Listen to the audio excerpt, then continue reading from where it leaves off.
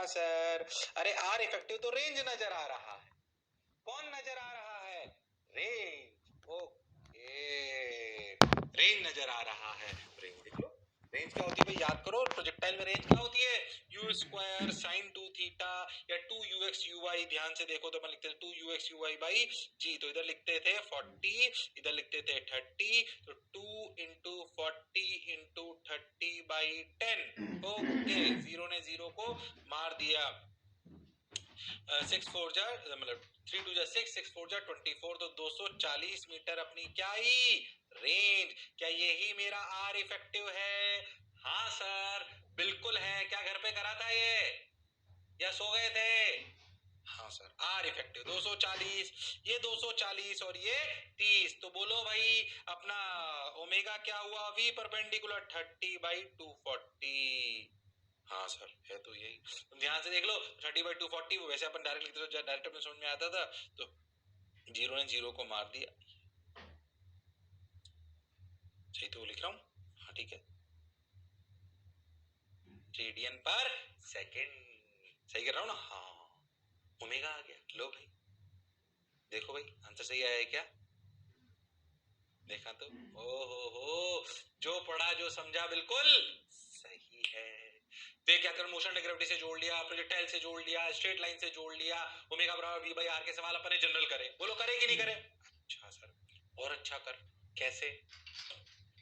सोच, मान ले दो कारें चल रही और तू एक कार में से दूसरी कार को देख रहा है। मान लीजिए एक कार तेरी ऐसे कार तेरी ऐसे जा रही है। अब मैं एक कार में से दूसरे को देख रहा हूं, तो क्या उसको देखने के लिए मुंडी घुमानी पड़ सकती है? हाँ। अगर मुंडी घुमानी पड़ सकती है तो क्या ओमेगा भी आ सकता है? हाँ। यानी कि अब ऑब्जर्वर भी चल रहा है। अभी तक जो भी सवाल लिए थे उनमें जिस पॉइंट के अबाउट अपन ने ओमेगा निकाली थी, उनके लिए क्या ऑब्जर्वर रेस्ट पर था? पर मान लो कि ऑब्जर्वर भी मूव करे तो भी सवाल कर सकते हैं। कंफ्यूज नहीं ना बिल्कुल? देख, ये सवाल से सोच तू, सवाल समझाता हूं। when particle and observer both are moving, okay, when particle and observer both are moving, जब दोनों मूव कर रहे हैं तब क्या होगा सर? बताओ सर। अच्छा, ये 45 डिग्री, ये 37 डिग्री, ये 10 मीटर पर सेकेंड, ये 5√2 मीटर पर सेकेंड, ये 10 मीटर। ठीक भाई, अच्छा भाई, अब क्या करें, अब क्या करें, अब क्या करें? चलो भाई, चलो भाई, चलो भाई, ए बी 37 45 5√2 10 मीटर पर सेकेंड। ओके, ये हो गया अपना। ठीक भाई, क्लैरिटी आ गई। अब क्या करें? देखो भाई,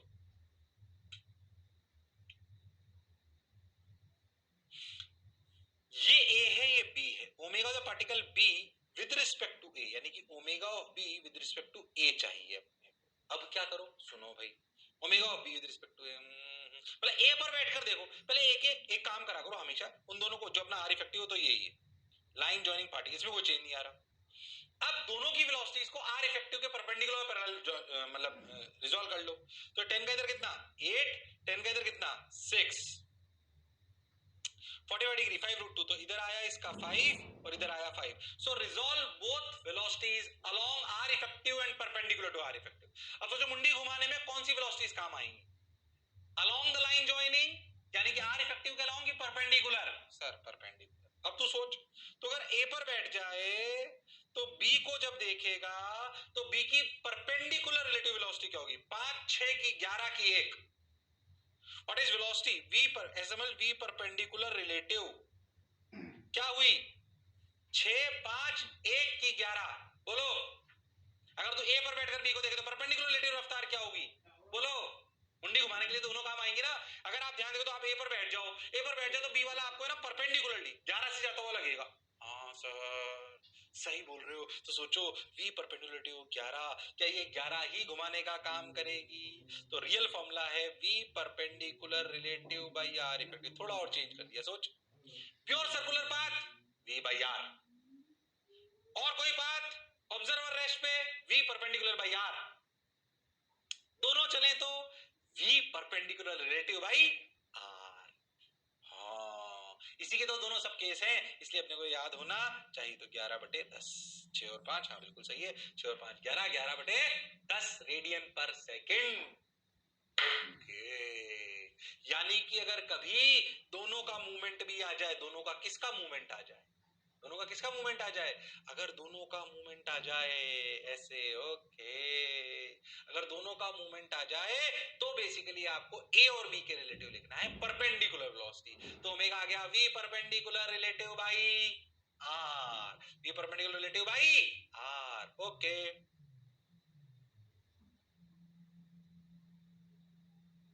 सर बात समझ आ गई?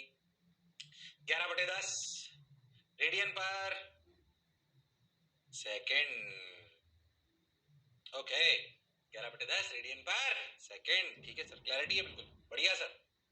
अरे बोलो क्लियर है एकदम, अरे सोच लो, अरे पक्का, अरे गारंटी, ओके। चलो भाई ये लोग समझ आ गया, एक और करते हैं 11/10। ये वाला सवाल बहुत बढ़िया है, मैं बताता हूँ इसको। Find out omega of end B with respect to end A of 10 at the instant when given figure, okay. अगर तुम बहुत ध्यान से देखो तो ये अपने आप में पहले एक बहुत बढ़िया सवाल, मैं पहले इस सवाल को भूल जाओ, तुम ओमेगा को भूल जाओ, ये बेसिकली कंस्ट्रेंट का सवाल भी हो सकता है, अच्छा हो सकता है डीपीपी शीट में आया हो, नहीं आया तो सुनो, ये पॉइंट है 10, पहले मैं पूछूं पॉइंट बी मूव किधर करेगा, मेरा पहला सवाल कुछ और है, ओमेगा भूल जाओ, मेरा पहला सवाल ये पॉइंट बी मूव किधर करेगा, क्या सब लोग बोलते हैं नीचे, हाँ सर, मान लो कि नीचे मूव करने का ये तरीका ये रहा, ठीक, ओके। अब देख लाल कलर से बनाया था ताकि तुझे समझ आए, ये ठीक। अब मुझे ये बता कि अगर ये रफ्तार v है तो ये v है कितनी, पहला सवाल v कितना है, कंस्ट्रेंट का सवाल है, अगर ध्यान सोचो ये कंस्ट्रेंट और ओमेगा का जबरदस्त मिक्सचर वाला सवाल है, इसलिए पहले कंस्ट्रेंट का सवाल पूछ रहा हूं। मैं आपसे पूछूं कि v कितना है, क्या बात समझ में आती है कि रॉड का एक एंड, ये रॉड एक ऐसे दीवारों पे लगी हुई है, अगर रॉड का नीचे एंड ऐसे सरक रहा है तो क्या बी पॉइंट ऐसे सरके, मैं आपसे पूछूं इस v की रफ्तार क्या है, ये v पॉइंट की रफ्तार क्या है, अगर ये 53 डिग्री है तो, और ये लेंथ 10 मीटर है, वो तो बाद में यूज में आएगा, पहले बताओ क्या v क्या है, ये निकालेंगे कंस्ट्रेंट से। कंस्ट्रेंट किस बात की भाई, कंस्ट्रेंट इस बात की कि रॉड की लेंथ कभी भी चेंज नहीं हो सकती, याद है स्ट्रिंग में भी ऐसा बताया था, रॉड में भी ऐसा बताया था, हाँ सर। अब सुन, अगर इसकी लेंथ चेंज नहीं हो सकती तो क्या बात है, समझना अच्छे से, जैसे मान लो कि कोई चीज है ऐसे, अब लॉजिकली समझना, बेसिकली इसका लॉजिक वैसे रोटेशन में भी आएगा जब आप रोटेशन पढ़ोगे, पर अभी बात को समझो, क्या समझे सर, ध्यान से सुनो। अगर कभी भी रिजिड बॉडी हो, रिजिड बॉडी अभी नहीं पढ़ा रहा हूं, परेशान मत हो, रिजिड बॉडी वाला टाइट बिल्कुल एकदम ऐसे स्केल टाइप बिल्कुल, तो इसके किसी भी ये पॉइंट, किसी भी ये पॉइंट और इस पॉइंट के बीच की दूरी चेंज नहीं हो सकती, ना कम हो सकती है ना ज्यादा हो सकती है, हाँ सर, इसे किसी भी दो पॉइंट के बीच की दूरी चेंज नहीं हो सकती, हाँ सर, ये बात हमें समझ आती है, इसकी किसी भी दो पॉइंट के बीच की दूरी चेंज नहीं हो सकती। इससे क्या फर्क पड़ता है, ध्यान सुनो, मान लो कि आपने को पता ही है कि इस पॉइंट की रफ्तार इधर 10 है, ठीक, और इस पॉइंट की रफ्तार इधर v है, अब समझे, ये एंगल अपना कितना है 53, ठीक सर, तो ध्यान से देखो ये एंगल भी कितना है 53, इस 10 के दो कंपोनेंट करो, इधर एक, इधर 10 का इधर कंपोनेंट आएगा 10 cos 37 8, इधर आएगा 6, ओके ठीक। अब समझना, ये 53 तो ये 37 है, तो इसका इधर कंपोनेंट आएगा v का इधर की तरफ रॉड के अलोंग 4v/5, और ऐसे आएगा 3v/5। अब सोचो ये जो पॉइंट ए और बी है इसमें कंस्ट्रेंट क्या है भाई, इनके बीच की दूरी चेंज नहीं हो सकती, ये ऐसे घूम सकते हैं यूं, पर इनके बीच की दूरी चेंज नहीं हो सकती, अगर बीच की दूरी चेंज नहीं हो सकती तो अलोंग द रॉड रफ्तार सेम होनी, अच्छा कॉन्सेप्ट है, ध्यान सुनना, अलोंग द रॉड, यानी कि अगर कोई भी ऐसी बॉडी है जो रिजिड है, हालांकि फिर कह रहा हूं रोटेशन में आएगा, ध्यान से समझ, अगर कोई भी रिजिड बॉडी है, क्या है rigid body, square plate, rectangular plate, triangular plate, rigid body, तो रिजिड बॉडी की खास बात यह है कि इसके किसी भी दो पॉइंट के बीच की distance change, no change in distance. इससे क्या पता पड़ा, इससे ये पता पड़ा कि इन दोनों पॉइंट की रफ्तार along the line joining A and B same होनी चाहिए,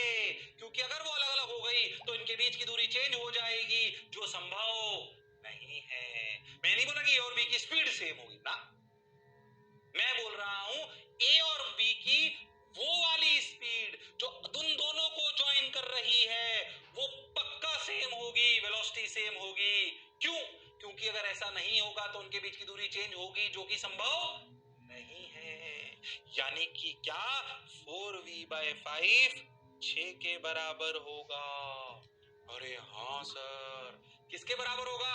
6 के। ये कंस्ट्रेंट का सवाल है, कंस्ट्रेंट और ओमेगा का, जोरदार। और दोनों अच्छे कॉन्सेप्ट। देख, हाँ, थोड़ी सी रिजिड बॉडी का कॉन्सेप्ट, थोड़ा सा कांस्टेंट का कॉन्सेप्ट, बढ़िया ओमेगा का कॉन्सेप्ट। अरे हाँ सर, ओमेगा तो अब आएगा। वी कितना आ गया पहले बताओ? वी की वैल्यू क्या आई? वी की वैल्यू आ गई 5 6 से 30/4, ठीक, यानी कि 15/2, यानी कि 7.5 मीटर पर सेकेंड। ओके, 7.5 मीटर पर सेकेंड।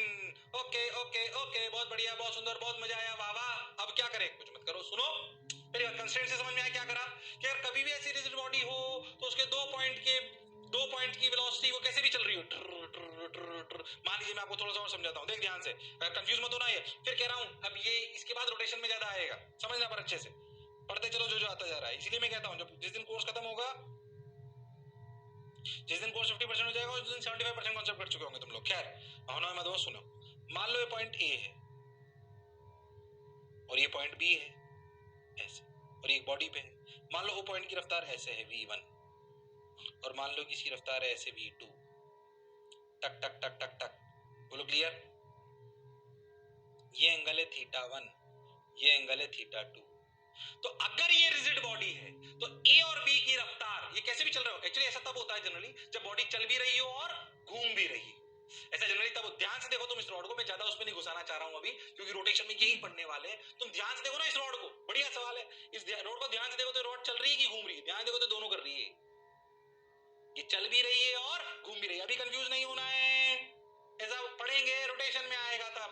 अभी बेसिक पे आते हैं। ओके, तो सोच अपन क्या बोलेंगे? अपन कॉन्सेप्ट बोलेंगे कि क्या बोलेंगे कि v1 cos θ1 equal to v2 cos θ2।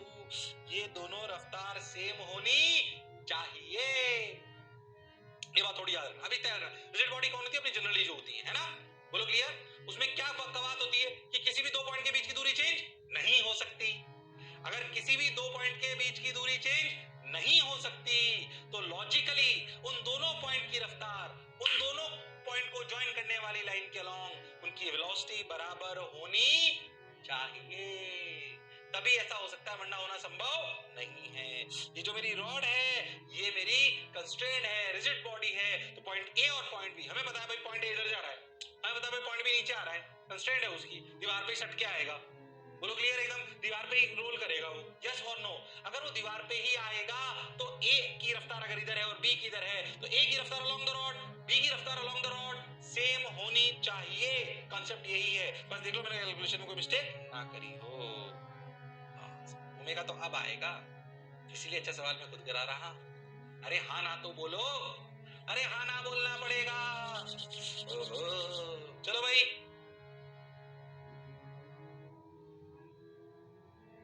चलो भाई, चलो भाई, चलो भाई। Find out omega of end B with respect to end A of 10 metre long. पहले तो ये बात समझ आ गई, बी की वैल्यू कितनी आ गई? 7.5। ये कंस्ट्रेंट है, इसमें ओमेगा कोई रोल नहीं था। हाँ सर। अब उसने क्या पूछा? Omega of B with respect to A, मतलब कहां बैठूं? ए पर। क्या इसमें ऑब्जर्वर भी चल रहा है? हाँ। क्या इसमें पार्टिकल भी चल रहा है? पार्टिकल कौन? बी, ऑब्जर्वर कौन? ए। अब ओमेगा आएगा। अब कौन से फॉर्मूले लगाएंगे? v perpendicular relative by r effective. क्या आपको नहीं लगता r इफेक्टिव डायरेक्ट 10 दिया हुआ है? हाँ। तो निकालना क्या है? v perpendicular relative. क्या निकालना है? v perpendicular relative. हाँ सर, निकालना तो यही है। Okay okay, find out omega of end B with respect to end A of 10 metre long. ठीक, चलो उतार लिया ये? अरे उतार लिया क्या? हाँ सर, ये 10। अब सुनते हैं ये कितना आ गया? अभी कंस्टेंट से निकाला, बोलो कितना आ गया? ये 7.5। अब ध्यान सुनना, इस 10 का अगर अपन ए पर देखें तो इस 10 का इधर कंपोनेंट कितना है? इस 10 का इधर कंपोनेंट है ये 53, ये 37, तो ये 53, तो इधर 6, इधर 8, और इस v का इधर कितना कंपोनेंट है? v के लिए तो 7.5 अपन निकाल चुके हैं, इसका अपन इधर वाली वेलोसिटी हो गई 7.5 cos 37 की जगह sin 37 यानी कि 3/4। बोलो क्लियर है? हाँ सर सही चल रहा है सर। अब बहुत ध्यान से देखो तो a पर बैठकर अगर b को देखोगे तो v परपेंडिकुलर रिलेटिव क्या है? इसको लिख लेता हूं 7.5 यानी कि हो गया 7.5 को लिख सकते हैं 15/2, तो 15 into 3/2 into 5, तो 15.3/2.5 नहीं हो, 15 into 3/2 into 2 into 5, तो 45/10। हाँ सही चल रहा है, 45/10 यानी कि 4.5। चलो ठीक है, 4.5 मीटर पर सेकेंड। अब तो a पर बैठकर b को देखे तो v परपेंडिकुलर रिलेटिव क्या हुई? v परपेंडिकुलर रिलेटिव a पर बैठकर देखे तो सोचिए 4.5 और 8 जुड़ेंगे घटेंगे, 6 और 7.5 का cos 37 वाले कंपोनेंट से कोई लेना देना नहीं है, तो सोच 8 और 4.5 जुड़ेंगे घटेंगे, जुड़ेंगे घटेंगे, जुड़ेंगे, अपोजिट जा रहे हैं ना। तो v परपेंडिकुलर रिलेटिव हो गया 4.5 4.5 प्लस 8 यानी कि 12.5 मीटर पर सेकेंड। तो बताओ ओमेगा क्या हुआ? 12.5 by r that is 10, 1.25 radian per second. मेरे हिसाब से मैंने सही निकाला है, 1.25 रेडियन पर सेकेंड। अरे वाह परफेक्ट। अब सोच क्या सवाल रिजिड बॉडी के कॉन्सेप्ट से भी था? क्या ये कंस्ट्रेंट से भी था? क्या ये ओमेगा में भी सबसे टफ वाला सवाल था जिसमें पार्टिकल भी चल रहा है और ऑब्जर्वर भी चल रहा है? पर ये सवाल अच्छा भी है पर स्टैंडर्ड भी है, इसलिए अपने को समझ आना चाहिए। ज्यादा अच्छे सवाल कराता हूं तुम्हारी तबीयत तो खराब नहीं हो जाती है? अरे बोलो भाई, अरे सोच लो। नहीं सर तबीयत पहले से ही खराब है, और कितनी खराब होगी। बहुत बढ़िया। आजकल मेरी बीवी भी बहुत गुस्से में चल रही है। आ जाओ भाई। बीवी की बात सुनते ही कई लोग भावुक हो गए। भावुक मत हो, तुम्हारी शादी अभी नहीं हुई है, मेरे दर्द को महसूस करो। क्या कहते हो? क्या तुम मेरे दर्द को महसूस कर पाते हो? अरे हाँ ना तो बोलना पड़ेगा। सोचो एक मास्टर पे कितना बोझ, बीवी संभाले, बच्चे संभाले, खुद के, दूसरों के। दूसरों के कैसे सर? तुम्हें संभाल तो रहे हैं, संभाल रहे हैं, संभाल रहे हैं? हाँ सर, हाँ सर। कितने खुश हुए, वाह बहुत बढ़िया। तुम में से कोई मास्टर बनना चाहता है क्या? टीचर बनना चाहता है क्या? टीचर और मैं सर, हमारा कोई दिमाग खराब हो गया? चलो क्या, आ जाओ भाई। तो ये 8 6 ये 4.5 ही अपनों क्लैरिटी आ गई। कंस्ट्रेंट की बात समझ में आई क्या पीछे? बोलो भाई कंस्ट्रेंट की बात समझ आई क्या? ये पूरी कहानी? हाँ सर समझ आई। तो एक अच्छी बात भी सिखाई और अच्छा सवाल भी सिखाया। बोलो क्लियर? चलो भाई, तो ओमेगा के अच्छे सवाल अपन कर रहे हैं जनरल बात के लिए। लो भाई अब ध्यान से समझो, अच्छे से याद करिए। मैं करा चुका हूं क्या है ये वाली चीज मैं करा चुका हूं जो बता रहा हूं तेरे को। ये मैं पहले बता चुका हूं पिछले लेक्चर में। हाँ सर बता चुके हो आप कि भाई अगर एक रॉड अगर ऐसे घूम रही हो तो उसके हर पार्टिकल की वेलोसिटी अलग होती है, हर पार्टिकल का डिस्टेंस अलग होता है, पर क्या सेम होता है? थीटा और ओमेगा। ये रहा। अब मैं क्यों बता रहा हूं, एक बढ़िया सवाल की तरफ ले जाऊंगा तेरे को, जोरदार। अब समझ जो मैंने सीखा। अगर 2 पॉइंट के लिए तो अपन लिखना चालू करते हैं, समझे अच्छे से? क्या ध्यान से सुन। देख अगर मैं जहां पे हिंज है, ये जो हिंज है इसको मैं सी मान लूं, तो सोच मैं आपसे बोलूं what is omega of A with respect to C. Omega of A with respect to C क्या है? ए पर अगर अपन ए की बात करें तो ए की रफ्तार कितनी है? बोलो ओमेगा इंटू ए और बी का क्या सेम है? ओमेगा। तो ओमेगा ए की रफ्तार कितनी है? Omega into L by two. B की रफ्तार कितनी है? Omega into L. ये बात समझ आती है? हाँ। अब omega of A with respect to C, C तो रेस्ट पर ही है। हाँ तो क्या लिखें simply? V perpendicular relative direct omega L by two by L by two omega. What is omega of B with respect to C? Omega L by L. क्या B के लिए आर एल ही है? हाँ तो ओमेगा होना भी चाहिए। क्या ए के लिए ए के लिए ए की ओमेगा सी के लिए और बी की ओमेगा सी के लिए क्या सेम है? होनी भी चाहिए, ये तो हम पहले से जानते हैं, क्योंकि थीटा है थीटा बी बराबर है, तो लिख तो रखा है सर। ये जो पहले ओमेगा ए ओमेगा बी निकाला था सर, वो सी के रेस्पेक्ट में ही तो निकाला था। जब अपन नॉर्मल केस में ओमेगा निकाल रहे थे, सेंटर के रेस्पेक्ट में तो निकाल रहे थे। अब मान लो बढ़िया रॉड टाइप चीज है, मैं बोलूं भाई मैं तो है ना कहीं और बैठूंगा, मैं तो पूछूं what is omega of B with respect to A. अब बोल omega of B with respect to A, मतलब कहां बैठ गए? ए पर। हाँ सर। देख किसको रहे हैं? बी को। हाँ सर। क्या पार्टिकल भी मूव कर रहा है? हाँ सर। क्या ऑब्जर्वर भी मूव कर रहा है? हाँ सर। क्या फॉर्मूले आने चाहिए? V perpendicular relative by R. हाँ सर। ओ ओके, बात सर समझ आई। ठीक ठीक ठीक ठीक ठीक, अच्छा ठीक है भाई। तो सर ने बताया था V perpendicular relative omega L, अगर बी पर बैठकर सॉरी हाँ ए पर बैठकर बी को देखेगा, ए पर बैठकर बी को देखेगा तो क्या इन दोनों की रफ्तार घटेगी? हाँ, omega L minus omega L by two by R effective. क्या इनके बीच की दूरी एल बाई टू ही है? देखो ये ए और बी के बीच की दूरी कितनी है?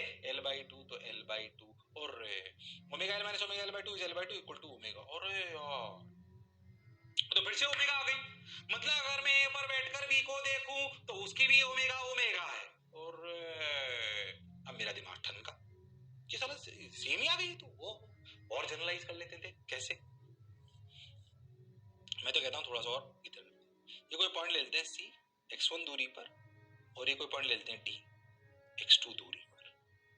ठीक, चलो खुद बताओ इस सी पॉइंट की रफ्तार कितनी है? Omega x1। अच्छा, डी की कितनी है? Omega x2। कोई भी जनरल पॉइंट, हाँ रिजिड बॉडी पे है, जो रिजिड बॉडी एक फिक्स एक्सिस के अबाउट घूम रही है, हाँ रॉड टाइप तो मान ली, तो मतलब है अभी ठीक। हाँ सर, तो ओमेगा x1 ओमेगा x2, फिर मैं बता रहा हूँ जो पढ़ा रहा हूँ ना, और पिछले 10 मिनट से पढ़ा रहा हूँ, ये मैं स्किप भी कर सकता था सर्कुलर में, पर बेस बना रहा हूँ आज ताकि तुम्हें रोटेशन की बेसिक बातें समझ यहीं से आना चालू हो जाए, है कि नहीं? अरे हाँ ना बोलो। हाँ सर, चलो अब बोलो, रफ्तार समझ आ गई sir? Omega x1 omega x2, ये तो समझ में आता है ना ओमेगा x1 कैसे है? v equal to omega r, v equal to omega r। हाँ सर, चलो अब पूछा जाए what is omega of d with respect to c। Okay, तो with respect to c, c पर बैठकर देखो तो d की रफ्तार कितनी है? ओमेगा परपेंडिकुलर वाली, omega x2 minus omega x1 by r effective. d और c के बीच की दूरी कितनी है? x2 minus x1। ओहो, फिर ओमेगा आ गया, यानी कि घूमती हुई बॉडी पर किसी भी एक पॉइंट पर बैठकर दूसरे पॉइंट को देखो, रिजिड बॉडी अगर है रॉड टाइप, तो क्या ओमेगा सेम आती है? पहली बात, ये बात ऑब्जर्व होनी चाहिए। इट्स अ गुड पॉइंट, जो वहां समझ आएगा और अच्छे से। जब टायर चलेगा गाड़ी का टायर चलेगा भी सही, घूमेगा भी सही, दोनों काम एक साथ होंगे, तो इन बातों का बहुत महत्व होगा। क्या समझे अपन कि मैं किसी भी पॉइंट पर, क्या सिखाया मैंने ध्यान समझो, मैं किसी भी पॉइंट पर बैठकर दूसरे पॉइंट को देखूं तो उसकी ओमेगा सेम आ रही है, क्योंकि ये बॉडी रिजिड है। रिजिड मतलब जिसके किसी भी दो पॉइंट के बीच की दूरी बदल नहीं सकते। अपन रिजिड बॉडी नहीं है, क्यों? देख मेरे पहले दो उंगलियों के बीच की दूरी है, अब कम कर ली, पहले इतनी थी अब इतनी कर ली, ठीक है? अपन रिजिड बॉडी नहीं, रिजिड बॉडी क्या है? स्टील की हार्ड प्लेट, अगर ट्रायंगुलर प्लेट, रॉड, ये सब है, इनके किसी भी दो पॉइंट के बीच की दूरी चेंज नहीं करी जा सकती। तो रिजिड बॉडी की डेफिनेशन मत लिखो, दिखाई जाएगी बात। अब इसे समझो, रिजिड बॉडी क्या? जिसके किसी भी दो पॉइंट, ऐसी बॉडी जिसके किसी भी दो पॉइंट के बीच की दूरी चेंज नहीं करी जा सकती। अगर वो बॉडी पर ध्यान से सोचो तो किसी भी एक पॉइंट पर बैठकर, अगर बॉडी चल रही हो, घूम रही हो, कुछ भी कर रही हो, उसे किसी भी एक पॉइंट पर बैठकर दूसरे पॉइंट को अगर देखोगे तो उसकी ओमेगा सेम आएगी, तो उसकी ओमेगा सेम आएगी। ओके सर, कुछ कुछ बात समझ आई? बोलो आई कि नहीं आई? हाँ सर आई। अरे बोलो आई कि नहीं आई? आई सर, बहुत बढ़िया, ठीक, ये बात समझ आ गई, अच्छा पॉइंट। अब तुम्हें एक जोरदार सवाल की तरफ ले जाता हूं, कॉमन सेंस का। बोल रहा था पिछली बार पे, सुनो।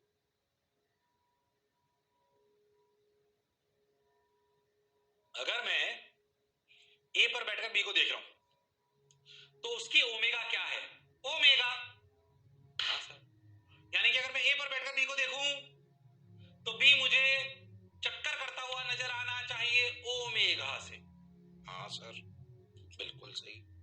बोलो क्लियर है क्या? अच्छा, यानी कि मैं फिजिक्स ये कह रही है कि अगर मैं बी पर बैठकर ए को देखूं पर बैठकर, बी पर बैठकर ए को देखूं, सॉरी ए पर बैठकर बी को देखूं तो बी मुझे घूमता हुआ नजर आएगा ओमेगा से। अच्छा ठीक ठीक ठीक, ये बात भी अपने समझ आ गई, रिजिड बॉडी। अब समझ,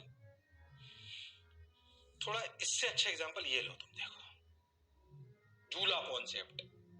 मान लो तुम कभी झूला झूलने गए हो मेले वेले में, ऐसे झूले झूले होंगे है ना। मान लो मैं बोलूं कि ऐसे, मान लो बोलूं क्या याद है, ऐसे झूला होता है एक पोल वाला, इधर हाथी घोड़े लटके होते हैं, यहाँ पे एक हाथी पे मान ले तू लटका हुआ है और एक घोड़े पे सुंदर कन्या है, ठीक। ऐसे झूला नहीं होता जो ऐसे से घूमता है,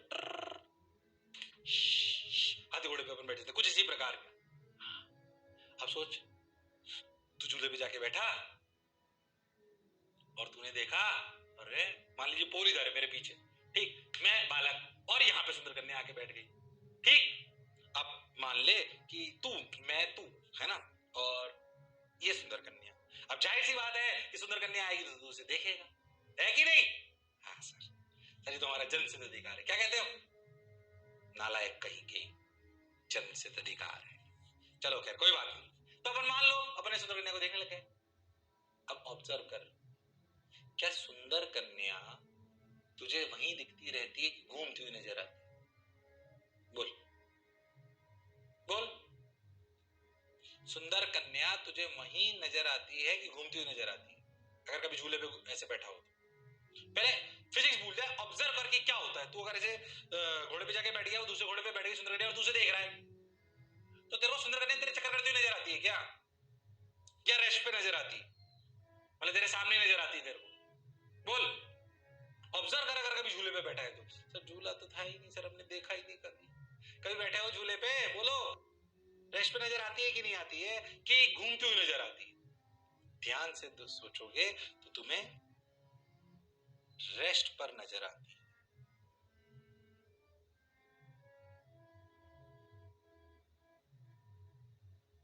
सवाल क्या है सुनो,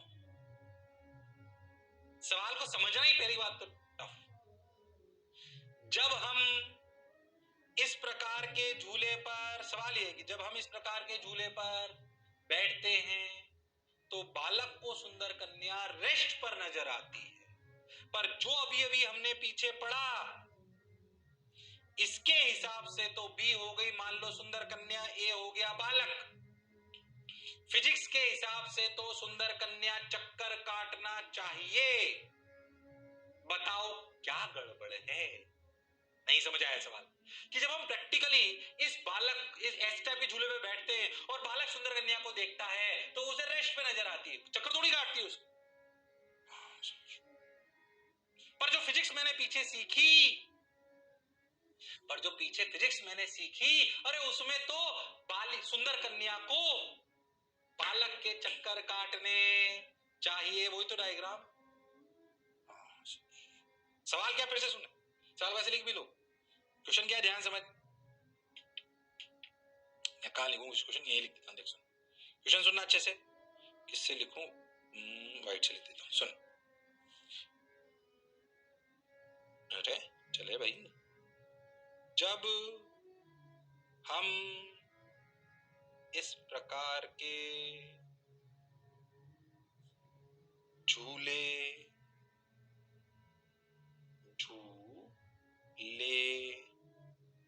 पर बैठते हैं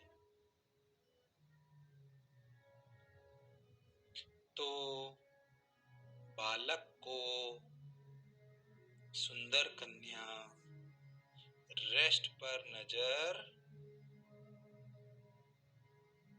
आती है,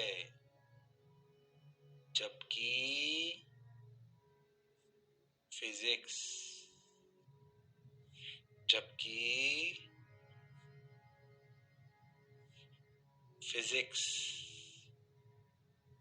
कह रही है कि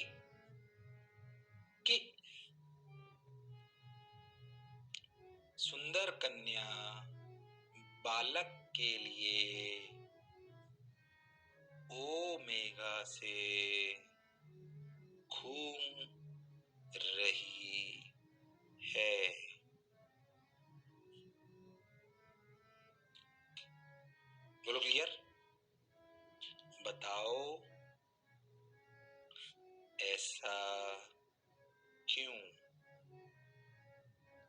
सवाल है रियलिटी में, झूले वाला। बोलो सवाल समझ आया नहीं है? पहली बात तो सवाल समझ आना चाहिए भाई कि हमने जो पीछे पढ़ा उसमें तो omega of V with respect to A omega आया। हाँ सर, हर रिजिड बॉडी के किसी पॉइंट में दूसरे पॉइंट में देखो तो ओमेगा आएगा, ये भी तो रिजिड बॉडी टाइप ही है। पर हम जब प्रैक्टिकली बालक सुंदर कन्या को देखता है झूले पर बैठता है, प्रैक्टिकल एग्जांपल है, जब बालक सुंदर कन्या को देखता है तो सुंदर कन्या उसको रेस्ट पे नजर आती है, घूमती हुई नजर नहीं आती। तो या तो कोई गड़बड़ है या कोई झोल झाल है जो हमें समझ नहीं आया। इस झोल झाल को पकड़ो, पकड़ो, पूरा 1 मिनट दे रहा हूं, सिर्फ सोचना है, सोचना है, कोई मैथमेटिक्स नहीं है, कंसेप्चुअल है। बोलो भाई, इस झोल झाल को पकड़ना है? अरे हाँ भाई, कर सकते हो तुम लोग, करो भाई, करो भाई, करो भाई। Your time starts now, 1 minute. जब तक मैं क्या करूं, मैं गाना गा लेता हूं। उड़े जब जब जुल्फे तेरी, उड़े जब जब जुल्फे तेरी, जुओं की बरसात हो जाए, ओए जब से हुई है शादी, आंसू बहा रहा हूं, आफत गले पड़ी है, उसको निभा रहा हूं, बीवी मिली है ऐसी जो काम क्या करेगी, लक्स में नहा कर खुशबू में तर रहेगी।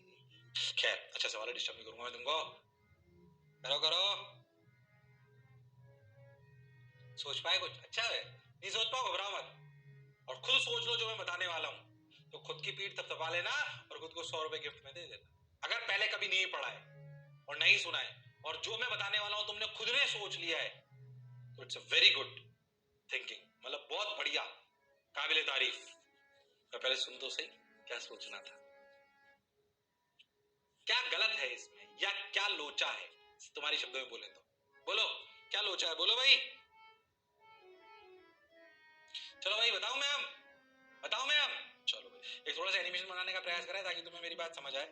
क्लास में तो मैं बच्चे अच्छे लेके खड़े करके सिखाता हूँ, यहाँ पे बढ़िया एनिमेशन बनाया देखो। ओहो, अब समझना। मान लो कि ये बालक, ये कौन है, बालक, और ये कौन है भाई, सुंदर कन्या। अब देखो बालक अपना इसको ऐसे देख रहा है, देखो दिखाई दे रहा है किताब से, बहाना किताब का कर रहा है वो, और उधर अपनी सुंदर कन्या, अपनी मतलब सुंदर कन्या। कई लोग खुश हो गए। अब जब झूला झूलते हैं तो सोच क्या होता है, देख, तो बालक के लिए तो सुंदर कन्या सामने ही रही, हाँ सर बिल्कुल सामने, देख, हाँ सर सामने ही तो रही सर, इसलिए बालक को रेस्ट पे नजर आई। तो सर फिजिक्स में तो ओमेगा आ रहा था, वो इसलिए आ रहा था क्योंकि फिजिक्स में ये माना है, तू ध्यान देख, बालक, बालक क्या कर रहा है समझना, बालक ऐसे घूम रहा है, ऐसे घूमा, तू ध्यान से देख, तो बालक का मुंह पहले इधर था, बालक ऐसे तो घूमा ही, अगर तुम बहुत ध्यान देखो तो बालक ऐसे तो घूमा ही, ये ऐसे भी आधा घूम गया, देख, इस बालक का पहले चेहरा किधर था, इधर, अब किधर है, इधर। तो बालक क्या अपनी एक्सिस पर भी घूम गया? जब झूले में अपन झूलते हैं तो हुक जो लगा होता है वो हुक भी घूमता है ऐसे ऐसे, मतलब बालक पोल के अबाउट तो सर्कल कर ही रहा है, क्या वो अपनी एक्सिस पर भी घूम रहा है? हाँ सर, बालक is doing 2 rotation, one is about the pole, क्या अपन बोल सकते हैं, when we are moving in a jhula और when we are swinging in a jhula, then we generally take 2 circular paths, one is about the pole, second is about the axis। हाँ sir, जबकि physics जब हमने पढ़ी और बोला कि ओमेगा होना चाहिए तो उसने ये माना कि ऑब्जर्वर की मुंडी अगर इधर थी तो वो इधर ही रही। अब सोच, अगर बालक ऐसे घूमे तो,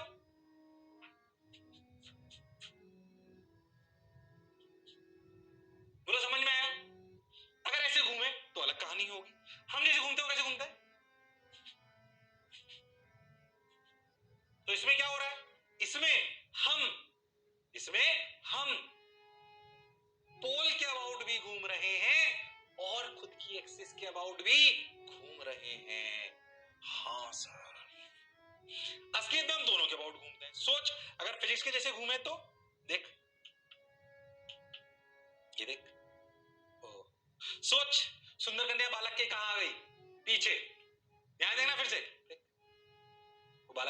चारों तरफ गिर गया, परेशान मत हो। देखो, अगर बालक अपनी मुंडी ना घुमाए तो आधे चक्कर बाद क्या बालक के पीछे आ जाएगी सुंदर कन्या। हाँ, ये फिजिक्स थी, क्योंकि फिजिक्स में हम ये मान रहे थे कि रोटेशन अबाउट एक्सिस नहीं है। तो अगर रोटेशन अबाउट एक्सिस नहीं करो, लड़के की मुंडी फिक्स कर दो, तो ऐसे यहां से मान लीजिए मैं चालू ऐसे ऐसे, तो भाई क्या, तो बेसिकली लड़के को सुंदर कन्या चक्कर काटते हुए नजर आएगी। तो बोलेगा भाई चक्कर क्यों काट रही है मेरे, अब तू झूले में बैठेगा तो यही करेगा, अपनी एक्सिस को फिक्स कर लेना। फिर लड़की बोले चक्कर क्यों काट रही है मेरे, है कि नहीं। तो हमें क्यों रेस्ट पे नजर आता है झूले में, क्योंकि फिजिक्स भी सही है और प्रैक्टिकल बात भी सही है। पर फिजिक्स तब सही है जब आप मुंडी फिक्स रखोगे, और झूले वाली बात इसलिए सही है, आपको रेस्ट पे इसलिए नजर आती है सुंदर कन्या या कोई भी, क्योंकि आप दो टाइप के रोटेशन करते हो, एक तो पोल के अबाउट और दूसरा किसके अबाउट, दूसरा करते हो खुद की एक्सिस के अबाउट। समझ आया क्या? अरे हाँ ना तो बोलना पड़ेगा भाई, समझ आया कि नहीं आया? अरे बोलो भाई, समझ आया कि नहीं आया? अरे हाँ ना तो बोलना पड़ेगा। अरे बोलो भाई, समझ आया कि नहीं आया? हाँ सर आया। इसलिए इसका सॉल्यूशन खुद लिखोगे कि कैसे लिखोगे, खुद अपनी भाषा में लिखना कि जब हम झूले पर बैठते हैं तो हमारे दो रोटेशन होते हैं, एक पोल के अबाउट और एक्सिस के अबाउट। एक्सिस के अबाउट घूमने की वजह से हमें सुंदर कन्या रेस्ट पे नजर आती है, पर अगर हम हमारी डायरेक्शन ऑफ मुंडी सेम रख लें तो सुंदर कन्या हमारे पीछे चली जाएगी, इसलिए फिजिक्स भी सही हो जाएगी। बोलो सही है क्या? अरे हाँ ना तो बोलना पड़ेगा। अरे बोलो भाई, अरे सोच लो भाई। हाँ सर, बात तो सर आप सही कहते हो, बिल्कुल है कि नहीं? अरे है कि नहीं? हाँ सर, क्लैरिटी है बिल्कुल, पक्का। इट्स अ गुड कॉन्सेप्ट, मतलब नहीं भी करा था तो भी चल जाता, अपने 10-15 मिनट दिए, but because it is a good concept, आपको कॉन्सेप्चुअल क्लैरिटी होनी चाहिए। तो अपन ओमेगा पे चर्चा करी, अपन किस पे करी? ओमेगा पे। सो दो लेक्चर होगा, थीटा और ओमेगा पे चल रहे हैं अभी। तो थीटा ओमेगा एंगुलर वेरिएबल, उनमें आपस में रिलेशन, उनका लीनियर वेरिएबल के साथ रिलेशन, ओमेगा के इतने सारे पार्ट। ये भी समझना कि सर्कुलर मोशन सिर्फ सर्कुलर पाथ नहीं है, वो कोई भी पाथ हो सकता है। Angular variables can be attached to other paths also, how we can relate it with the linear paths, ये भी हमने सीखा। अब अपनी बात आती है किसकी? एक्सेलरेशन की। किसकी आती है? एक्सेलरेशन की, यानी कि एक्सेलरेशन, एंगुलर एक्सेलरेशन, इन पे रिलेशन लाएंगे। वही सिंपल सी बात, जैसे अपन ने थीटा को डिफरेंशिएट करा तो ओमेगा आया, जैसे अपन एक्स को डिफरेंशिएट करते थे तो वेलोसिटी आती थी, वेलोसिटी को डिफरेंशिएट करते थे तो एक्सेलरेशन आता था, ऐसे ही ओमेगा को डिफरेंशिएट करोगे तब भी कुछ आना चाहिए। उसे हम जानेंगे किस नाम से? उसे हम जानेंगे एंगुलर एक्सेलरेशन के नाम से। पर एंगुलर एक्सेलरेशन को ऐसे ना समझकर अपन इसको थोड़ा फील करते हैं कि ये है क्या और ये कहां अटैच होता है, तो अपन चर्चा करेंगे एक्सेलरेशन पे, सर्कल में एक्सेलरेशन पे चर्चा करेंगे, उसी से एंगुलर एक्सेलरेशन को समझेंगे।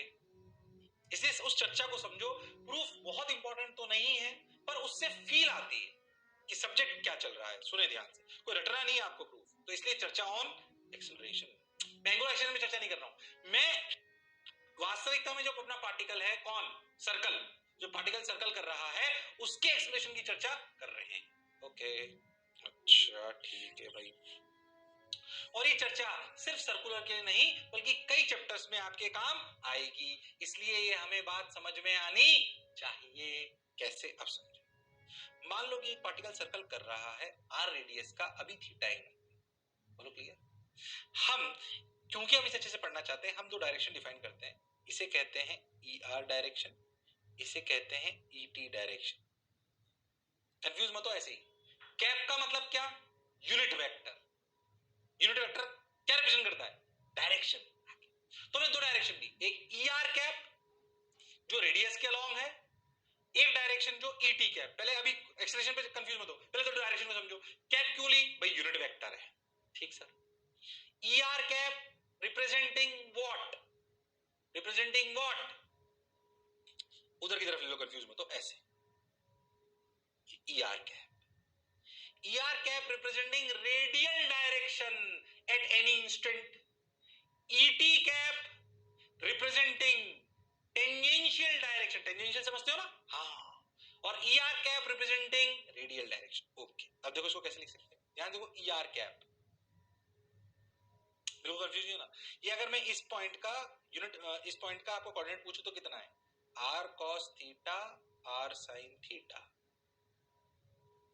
ये जो पोजीशन वेक्टर है पी, आरपी वेक्टर, ध्यान सुनना, जब मैं बोलूं what is the position of the particle at this instant, तो ये जो पोजीशन वेक्टर है क्या लिखा जाएगा, आर कॉस थीटा आई cap plus R sine theta जे कैप।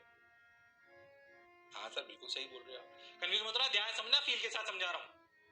पहली बात, हम तो डायरेक्शन डिफाइन करना चाह रहे हैं। ई आर कैप, कैप का मतलब यूनिट वेक्टर, मतलब डायरेक्शन। ई आर का मतलब radial direction. E T cap मतलब टेंजेंशियल डायरेक्शन। ओके, मान लो पार्टिकल अभी थीटा एंगल पर है, तो क्या उसके coordinate R cos theta R sine theta है। हाँ, क्या इस पोजीशन वेक्टर और ई आर कैप की डायरेक्शन सेम है? इस पोजीशन वेक्टर और ई आर कैप की डायरेक्शन सेम है, पर क्या E are cap unit vector है? मतलब क्या RP vector by mod of RP is basically E are cap? हाँ बिल्कुल सही। क्या R cos theta plus R sine theta का जो पोजीशन वेक्टर है, क्या उसका मैग्नीट्यूड आर ही है? हाँ सर, तो क्या कॉस थीटा आई कैप प्लस साइन थीटा जे कैप, क्या इसका मैग्नीट्यूड 1 है? और क्या ये रेडियल डायरेक्शन रिप्रेजेंट कर रही है? फिर कह रहा हूं फील के साथ समझना, थोड़ी मैं थोड़ा वेक्टर पर और फील और सुंदर मास्टर, देखो मौज आएगी। ये जो मैं बता रहा हूं, फिर कह रहा हूं सिर्फ सर्कुलर के लिए नहीं, एक जनरल फील है, क्योंकि दो एक्सेलरेशन हमेशा होते हैं, रेडियल और टेंजेंशियल, चाहे कोई भी पाथ, दो परपेंडिकुलर एक्सेलरेशन बेसिकली। ठीक सर, अब क्या करें सर, आप कुछ नहीं, सुनो। तो ई आर कैप की डायरेक्शन कितनी आ गई, कॉस थीटा आई कैप प्लस साइन थीटा जे कैप। तो टेंजेंशियल वेक्टर क्या इसके परपेंडिकुलर है? ओके, उसको ऐसे भी लिख सकते हैं, देखो अगर ई आर कैप ऐसे है, कंफ्यूज नहीं हो ना अभी, और ये एंगल बना रहा है थीटा, तो क्या ई टी कैप ये 90 डिग्री, क्या एंगल होगा 90 माइनस थीटा? हाँ सर, ई टी कैप का मैग्नीट्यूड 1, सोच, तो ई टी कैप को कैसे लिख सकते हैं, 90 माइनस थीटा, मतलब इधर आएगा साइन थीटा, क्योंकि ई टी कैप का मैग्नीट्यूड तो 1 है ना, तो इधर आएगा 1 साइन थीटा, वर्टिकल में आएगा 1 कॉस थीटा, तो एक्स एक्सिस में आया कितना, माइनस साइन थीटा आई कैप प्लस कॉस थीटा जे कैप। हाँ सर, माइनस साइन थीटा आई कैप प्लस कॉस थीटा जे कैप। क्या ये minus sine theta I cap plus cos theta J cap is representing tangential direction? पहले इस बात को समझो, vector है, अभी सर्कुलर की तो बात ही नहीं करी, अभी मैं दो वेक्टर रिप्रेजेंट कर रहा हूं, एक सर्कुलर पाथ में रेडियल वेक्टर रिप्रेजेंट कर रहा हूं, एक टेंजेंशियल कर रहा हूं। E R cap is a unit vector along radius, E T cap is a unit vector along tangent, दोनों मैंने निकाल के बता दिए। तो E T cap is cos theta I cap plus sin theta J cap, जिसका magnitude 1, और E T cap is minus sin theta I cap plus cos theta J cap. ठीक सर, ये बात समझ आ गई। ये देखो, R cos theta I cap plus R sin theta, E are cap is cos theta I sin theta cap, और it is minus sin theta I cap. क्या ये कहानी अब समझ आई? क्या ये कहानी अब समझ आई है? अरे हाँ ना तो बोलो। हाँ सर समझ आ गई बिल्कुल। क्यों करा ऐसे बोलो, क्लियर है क्या ये? क्यों करा ऐसे बोलो, क्लियर है क्या ये? हाँ सर, इसको थोड़ा सा यहाँ बनाए ताकि तुम्हें कोई कंफ्यूजन ना हो। ये अपना ई आर कैप थीटा, ये अपना ई टी कैप, ये 90 डिग्री, ये 90 माइनस थीटा, और ई आर कैप और ई टी कैप क्या रिप्रेजेंट कर रहा है, हमें क्लैरिटी है। ठीक है, अब अपन एक बात समझते हैं, वापस अपन अपनी सर्कुलर की कहानी पे आते हैं, क्योंकि हम लोग चर्चा तो एक्सेलरेशन में करनी है। फिर से ध्यान सुनो, मान लो कि ये पार्टिकल जो ऐसे घूम रहा है, क्या ये पार्टिकल कांस्टेंट स्पीड से घूमे? ऐसा कोई जरूरी नहीं है।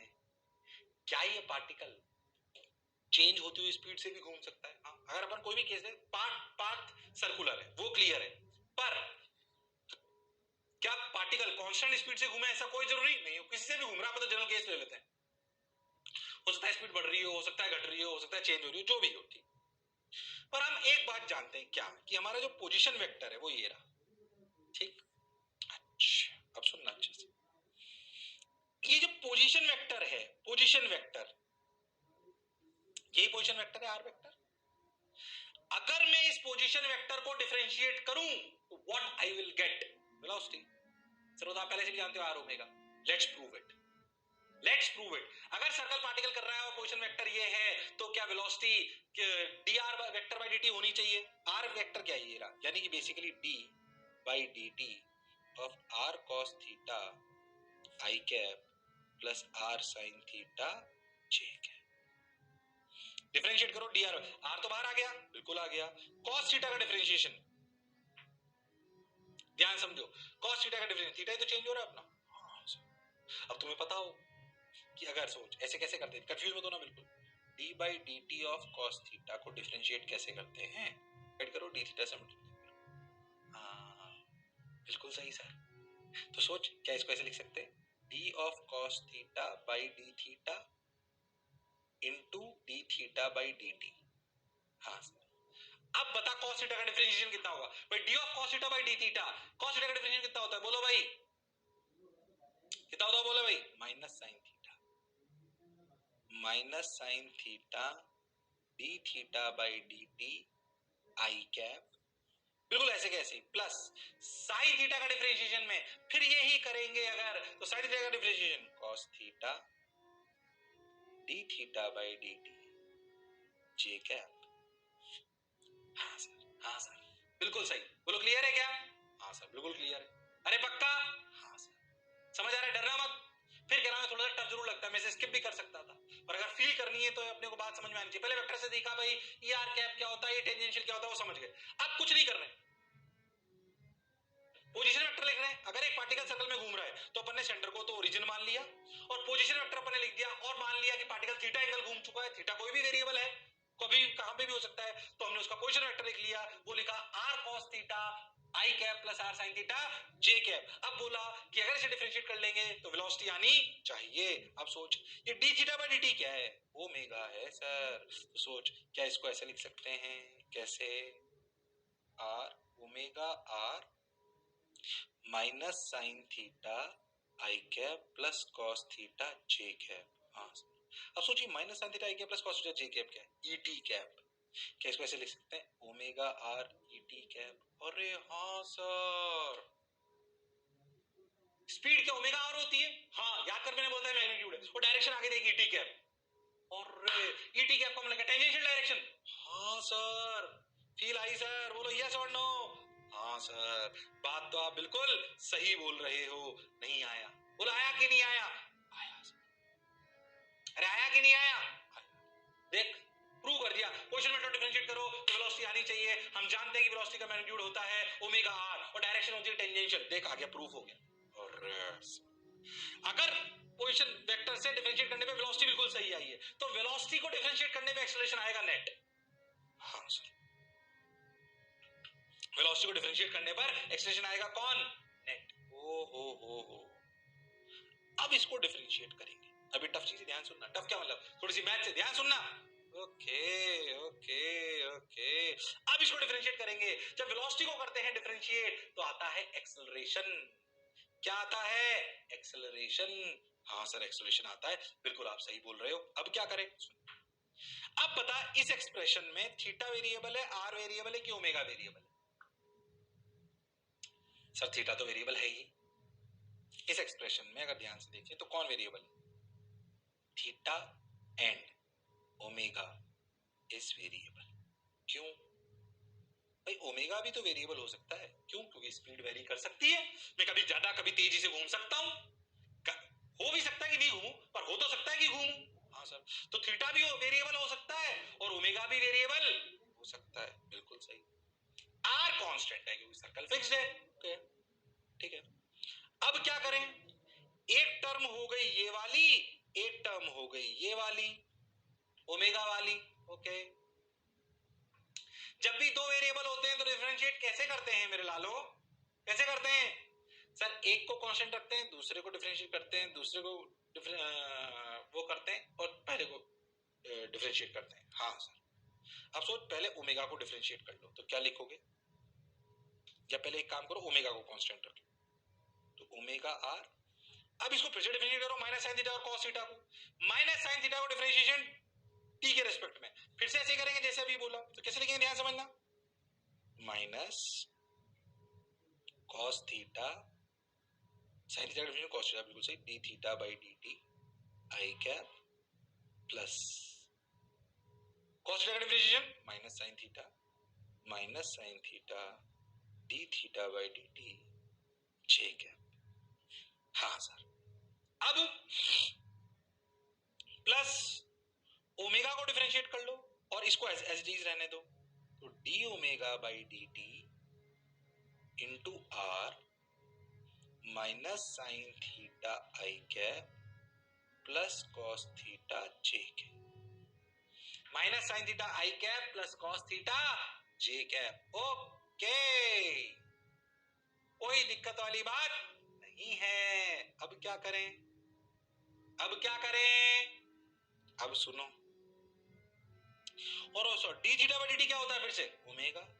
क्या इसको ऐसे लिख सकते हैं, omega square R minus cos theta आई कैप, माइनस भी बाहर ले लो, मैं तो कह रहा हूं। तो देख कैसे लिखेंगे, minus omega square r cos theta आई कैप प्लस साइन थीटा जे कैप। अच्छा, plus d omega by D t, ये वो टर्म है जिसको अपन बोलेंगे एंगुलर एक्सेलरेशन। क्या बोलेंगे, एंगुलर एक्सेलरेशन रिप्रेजेंट करेंगे अल्फा से।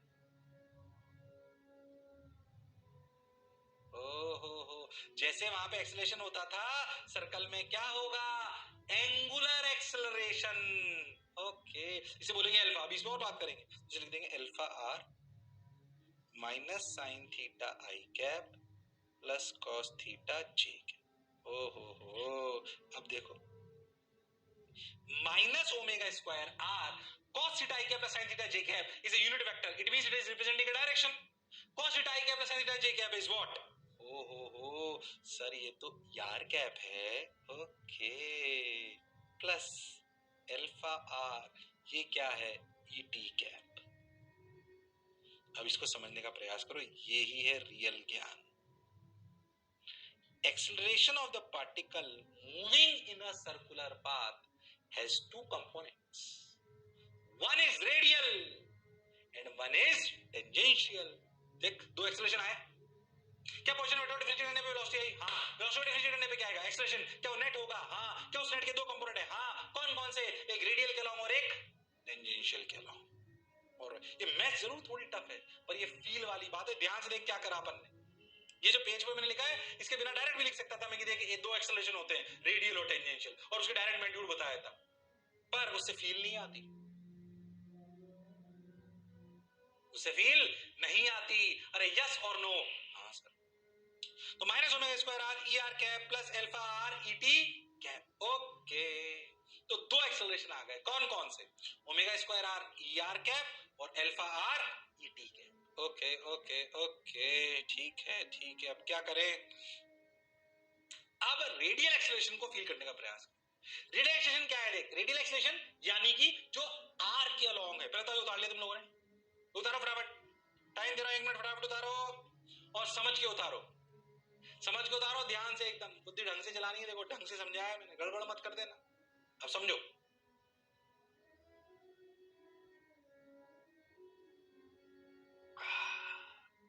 अच्छा, प्रूफ, फील वाला प्रूफ, वेक्टर भी आ गया, डिफरेंशिएशन भी आ गया, वेलोसिटी एक्सेलरेशन भी आ गई। फिर कह रहा हूं प्रूफ के लिए परेशान मत होना, प्रूफ मैंने फील के लिए करा है कि तुम्हें समझ में आया, हाँ यार, वेलोसिटी को डिफरेंशिएट करें तभी तो एक्सेलरेशन आया, और एक्सेलरेशन के दो कंपोनेंट आ गए, ईआर कैप और ईटी कैप, ईआर कैप और ईटी कैप। हाँ सर, अब क्या करें, कुछ मत करो, ध्यान सुनो, आगे चलते हैं। उतार लो पहले से फटाफट, अरे उतारो उतारो, अरे हाँ ना तो बोलना पड़ेगा, अरे सोच लो।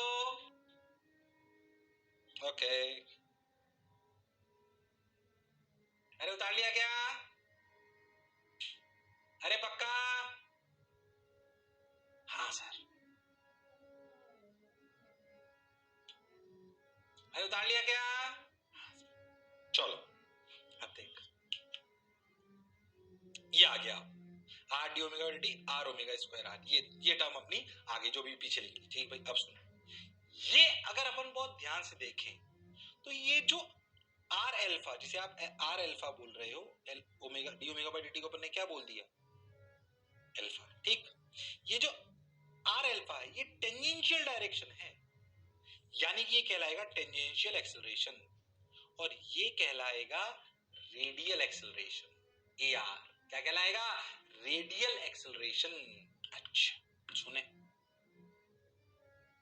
इसका एक स्पेशल नाम जो आपने जरूर सुना, कौन सा?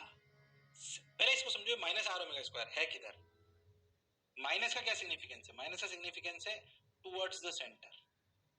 माइनस सिग्निफिकेंस है टुवर्ड्स सेंटर। तो क्या सर्कल में अगर कभी भी चल रहे हो, अब तू एक बात लॉजिकली सोच कि जब भी आप सर्कल में चल रहे हो, तो सर्कल में अगर आप चल रहे हो तो क्या सर्कल में चलोगे तो पक्का ओमेगा तो होगा? ओमेगा पक्का बदलेगा ये जरूरी नहीं। ध्यान समझना, सर्कल में चलने के लिए ओमेगा का होना जरूरी है, उसका बदलना हो भी सकता है और नहीं भी। फिर से समझना, अगर पार्टिकल सर्कल में चल रहा है तो omega should be not equal to 0, but D omega by D T में और मे नॉट बी 0। ध्यान समझना, अगर पार्टिकल सर्कल में चल रहा है तो क्या पक्का है? ओमेगा। पर ओमेगा बदले ये जरूरी नहीं है। अब बता, इन दोनों एक्सप्रेशन में से जिसे मैं टेंजेंशियल और रेडियल बोल रहा हूं, इसमें क्या हो सकता है कि ना हो? Tangential D omega by D T हो सकता है हो ही ना 0, क्योंकि ओमेगा चेंज ही नहीं हो रहा, पर ओमेगा पक्का होगा।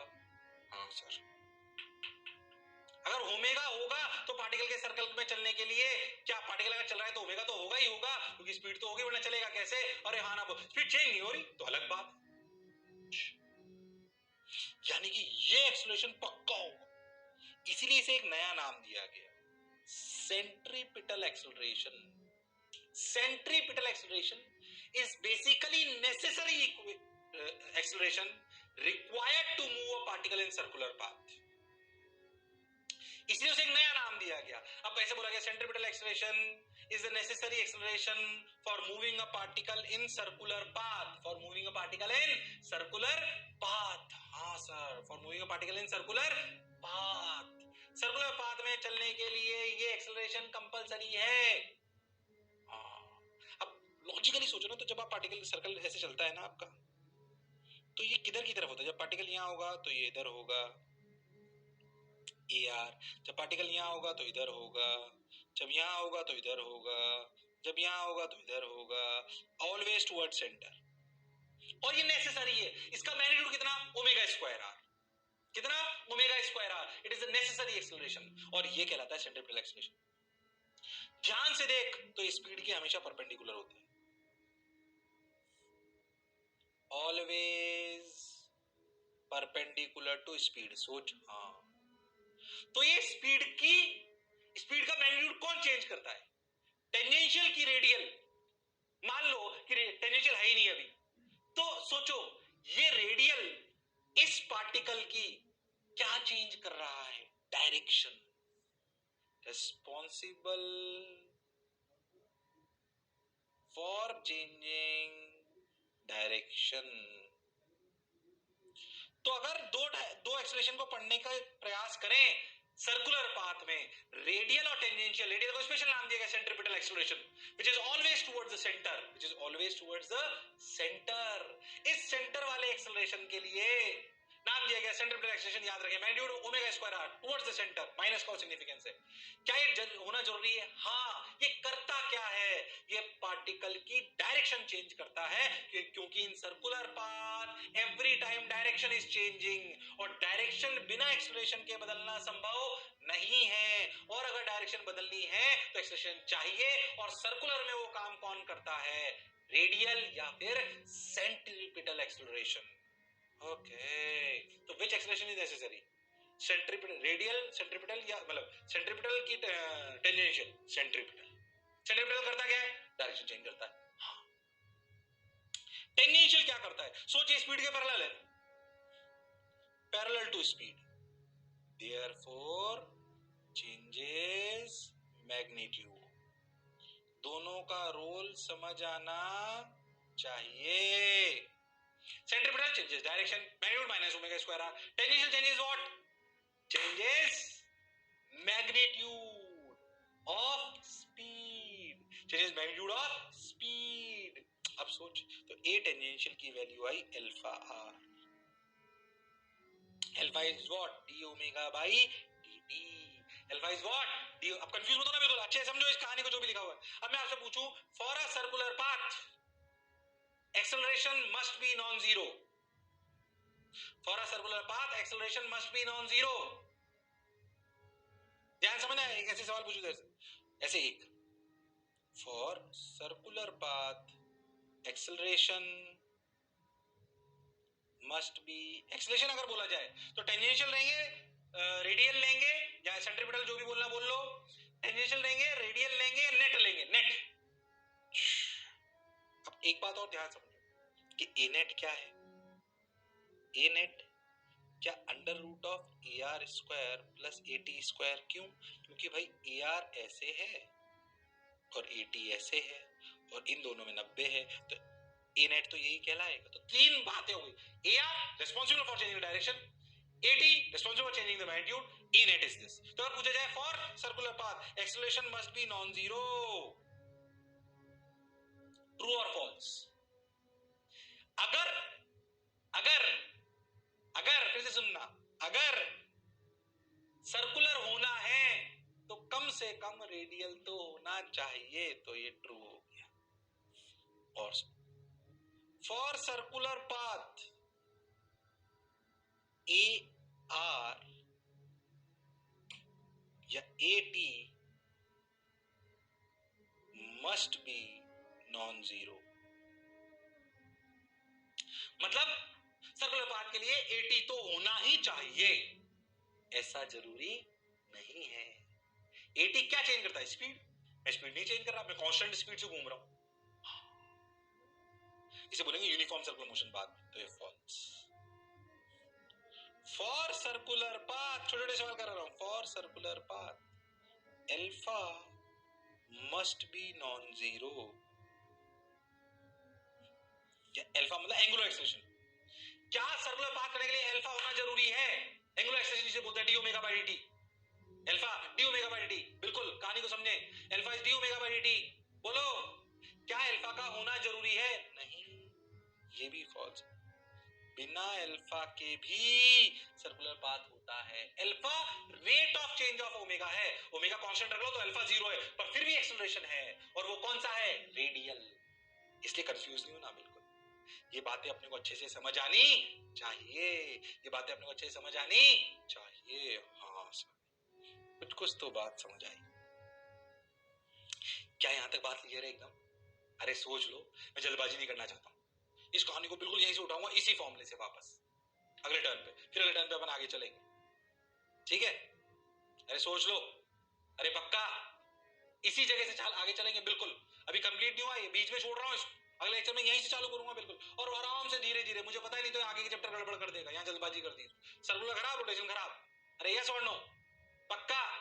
अरे सोच लो। तो क्या प्रूफ समझ आया? थोड़ी सी फील आई क्या? अगले टाइम पे और फील लाते हैं। चलो फिर, तब तक पढ़ते रहिए, लड़ते रहिए, जोश और जुनून को बनाए रखिए। धन्यवाद।